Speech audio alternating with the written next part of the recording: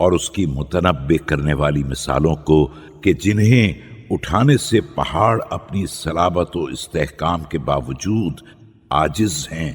اتار دے۔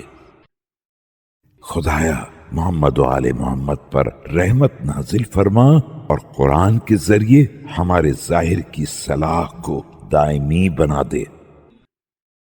اور ہمارے ضمیر کی فطری سلامتی سے غلط تصورات کی دخل در اندازی کو روک دے، اور ہمارے دلوں کی کثافتوں اور گناہوں کی آلودگیوں کو دھو دے،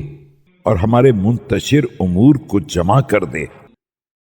اور اپنی بارگاہ میں حاضری کے وقت ہماری جھلستی دوپہر کی پیاس کو بجھا دے،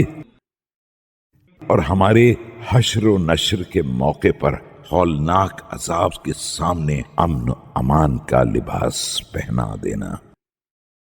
خدایا محمد و آل محمد پر رحمت نازل فرما اور قرآن کے ذریعے ہماری ہر ضرورت کو پورا فرما کہ ہم محتاج نہ ہونے پائیں، اور ہماری طرف بہترین عیش اور وسعت رزق کی آسودگی کے رخ کو موڑ دے، اور ہمیں بری عادات اور پست اخلاق سے دور رکھنا اور کفر کے گڑھے میں گرنے اور نفاق کے اسباب سے بچا لینا، تاکہ یہ قرآن روز قیامت ہمارے لیے تیری رضا اور جنت کا قائد بن جائے، اور ہمیں دنیا میں تیرے غضب اور تیرے حدود کے تجاوز سے روک دے۔